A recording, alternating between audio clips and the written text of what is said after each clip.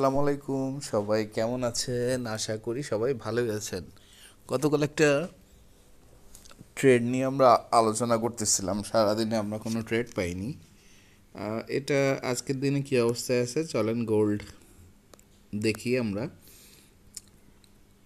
পিডিআরএ হিসেবে আমরা যেটা পাচ্ছি, আমরা দেখতেছি নিচের দিকে সুইং পয়েন্ট আছে, এটা উপরে সুইং পয়েন্ট আছে, এটা অর্থাৎ উইকলি টাইম ফ্রেমে দিজ আর দ্য টার্গেট আমাদের। এবার আমরা চলে যাব 4 ঘন্টায়। আমরা উইকলি থেকে 4 ঘন্টায় যাই, ডেইলিতে না। তা 4 ঘন্টাতে এসে আমরা দেখতে পাচ্ছি যে দুইটা রেঞ্জ পাচ্ছি আমরা ক্লোজেস। দেখেন যে এখানে একটা সুইং হাই এবং এখানে সুইং লো।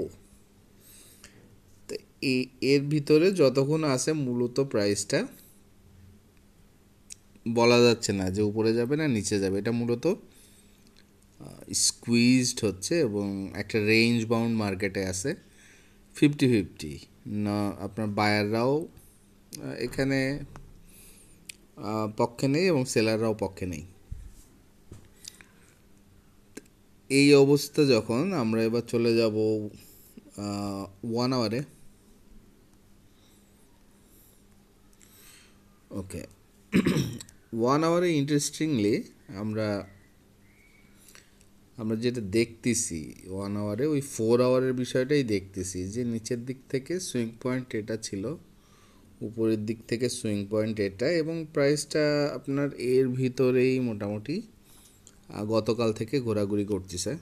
ফলে কোনো অর্ডার নেই। বাট আমরা যদি এখানে স্ক্যাল্পিং করতে চাই, যারা এর ভিতরেও আমরা স্ক্যাল্প করতে চাই, স্ক্যাল্পিংটা কীরকম হতে পারে, এখানে প্রথমে আমাদের টার্গেট নিয়ে আলোচনা করতে হবে যে আমরা কোন টার্গেটে এখানে স্ক্যাল্পিং করব। যদি আমরা স্ক্যাল্পিং করি, তা দেখেন যে প্রাইসটা এখানে উপরে উঠতেছে এবং আমরা যদি টার্গেট করি, আমরা এই হাইটাকে টার্গেট করতে পারি এবং এই লোটাকে টার্গেট করতে পারি বর্তমান যেখানে প্রাইসটা আছে। তাহলে সেক্ষেত্রে আমাদেরকে যেটা কনফার্ম করতে হবে যে আমাদের যদি আমরা বাই অর্ডার নিই, তাহলে এই ইন্টারনালি আমাদেরকে দেখতে হবে যে সেল কোনো লজিক যেন আর না থাকে। অর্থাৎ আমরা বাই দিব, আমাদের এগেনস্টে যেন সেল কোনো লজিক না থাকে। আমাদের সেটাকে কনফার্ম করার জন্য আমরা 15 মিনিটে যাই। ওকে, আমরা 15 মিনিটে চলে আসলাম। 15 মিনিটে চলে আসলে আমরা এখানে ক্লিয়ার যে বিষয়টা বের করব যে প্রাইসটা কিভাবে মুভ করতেছে, এবং পিডিআর এটা আমরা একটু দেখব। তো পিডিআরটা দেখলে আমরা দেখতেছি যে প্রাইসটা এখান থেকে উঠলো, এখানে নামছে এবং এই হাইটাকে এখানে ব্রেক করছে। তাহলে আমরা এখানে আগের ভিডিওগুলো আপনারা দেখে নেবেন যে আমরা এখানে ফেয়ার ভ্যালু এরিয়া পেয়ে গেছি। ফেয়ার ভ্যালু এরিয়া হচ্ছে কারেকশান ফেজটা, ওইখান থেকে এই পর্যন্ত এই যে কারেকশান ফেজ, এটা হচ্ছে ফেয়ার ভ্যালু এরিয়া। এবং যখন আপনার হাইটা ব্রেক করছে, তখন ব্রেকের সময় দেখেন যে ফেয়ার ভ্যালু গ্যাপও তৈরি করছে, অর্থাৎ এখানে ফেয়ার ভ্যালু গ্যাপ ছিল এবং এখানেও ফেয়ার ভ্যালু গ্যাপ ছিল। তো এই ফেয়ার ভ্যালু গ্যাপটাও আমরা রাখতেছি এবং আমরা সেই ফেয়ার ভ্যালু গ্যাপের পাশাপাশি আমরা দেখতেছি যে ফেয়ার ভ্যালু এরিয়াটা, এই এরিয়াটা ছিল ফেয়ার ভ্যালু এরিয়া।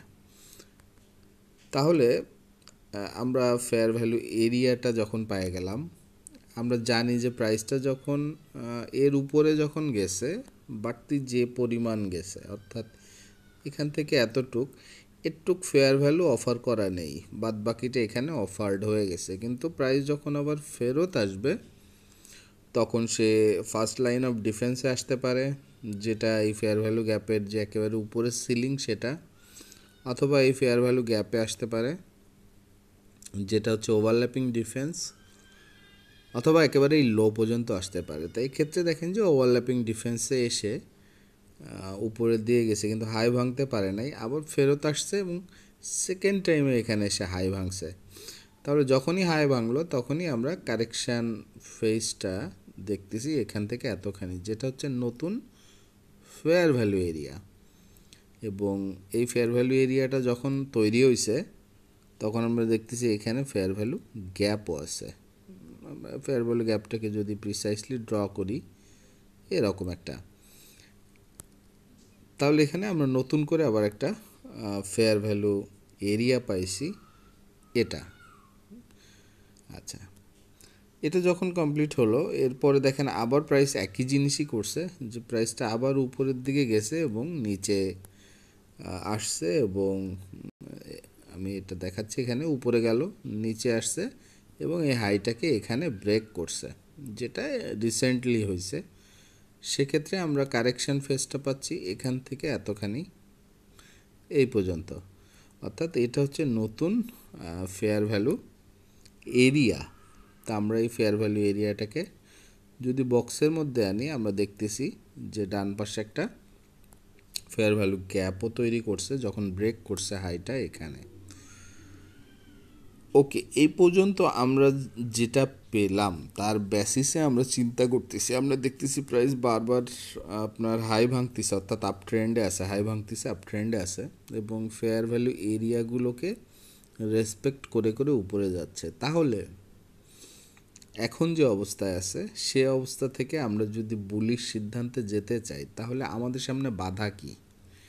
আমাদের সামনে বাধা আছে, দেখেন যে এই যে আপনার সুইপ করছে এই হাইগুলো, সুইপ করার পরে প্রাইসটা কিন্তু রিজেক্ট করতেছে, অর্থাৎ এই হাইটা যেটা, এই হাইটাকে ভাঙতে হবে। যতক্ষণ পর্যন্ত না এই হাইটা ব্রেক করে ততক্ষণ পর্যন্ত কিন্তু এই মার্কেটটা একটা বিয়ারিশ প্রেশারও আছে, এবং নিচ থেকে যেহেতু আপনার স্ট্রাকচার ভাঙতে ভাঙতে উপরে যাচ্ছে, ফলে বুলিশ প্রেশার তো অবশ্যই আছে।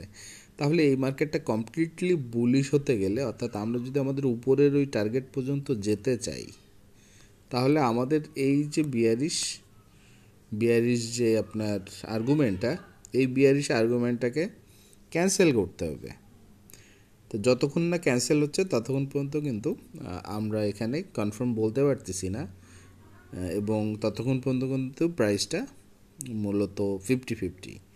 তো আমাদেরকে এই 50-50 থেকে বেরোতে গেলে আমাদেরকে এই যে বিয়ারিশ যে একটা যেমন এটা সুইপ হতে পারে, এখন যে প্রাইসটা এর উপরে গেছে লিকুইডিটি নিয়ে এবার নিচে চলে আসতে পারে, সুইপ করতে পারে।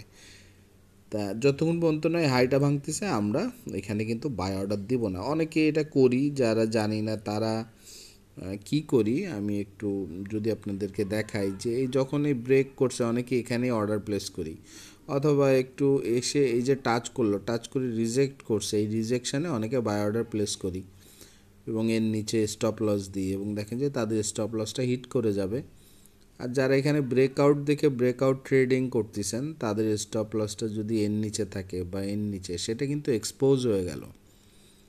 তাহলে আপনি কনফার্ম করবেন কিভাবে যে এখানে এখনও লজিকটা ইনট্যাক্ট আছে, বিকজ এটা ব্রেক করছে এবং এই যে হাইটা আছে এই হাইটা সুইপ ইন্ডিকেট করতেছে।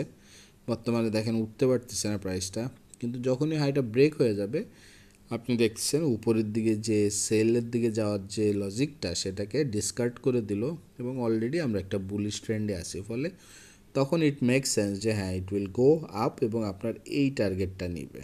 তো বন্ধুরা, আশা করি আপনারা বুঝতে পারলেন যে আসলে কীভাবে আপনি আর্গুমেন্ট ডেভেলপ করবেন, সেই আর্গুমেন্টগুলোকে আপনি নিজের পক্ষে আসতে দিবেন, এবং প্রাইসকে অবশ্যই ওয়েট করবেন, কারণ আপনি তো এখানে জোর করতে পারবেন না। প্রাইসই এখানে যা করবে তার বেসিসে আপনাকে সিদ্ধান্ত নিতে হবে।